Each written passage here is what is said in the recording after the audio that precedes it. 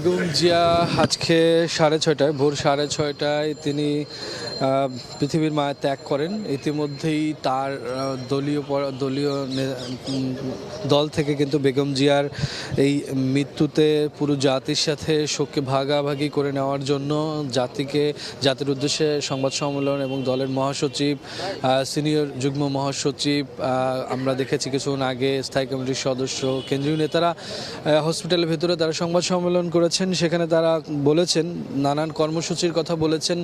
সেই সাথে আপনারা জানেন যে বেগম জিয়া তিনি এই মুহূর্তে যেহেতু অতি ভিআইপি লোক, অতি গুরুত্বপূর্ণ পার্সন দেশের, সেই জন্য সরকারিভাবেও কিন্তু বেশ কিছু উদ্যোগের কথা আমরা জানতে পারবো। সেই বিষয়ে কিন্তু দলের পক্ষ থেকে জানানো হয়েছে। দলের পক্ষ থেকে 7 দিন ব্যাপী শোক পালন করা হবে, সে বিষয়টি কিন্তু কিছুক্ষণ আগে অ্যাডভোকেট রুহুল কবির রিজভী তিনি জানাচ্ছিলেন। সেই সাথে তিনি জানাচ্ছিলেন যে বেগম জিয়ার যে অপূর্ণতা, তিনি যেই দেশ তথা তার দল সকলকে যেই শূন্যতার মধ্যে ফেলে গেছেন, সেই জন্য সকলেই শোকাহত, হৃদয় ভেঙে যাচ্ছে সকলের।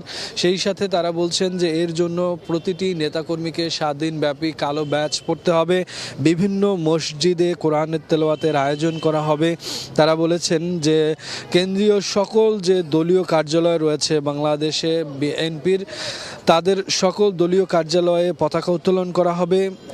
তাদের এই কর্মসূচির 7 দিন ব্যাপী কর্মসূচির আওতায় তারা বিএনপির পক্ষ থেকে বলা হয়েছে যে গুলশান, নয়াপল্টন ও জেলা কার্যালয়ের সকল স্থানে শোক বই খোলা হবে, সেটি যেমন নিশ্চিত করা হয়েছেন।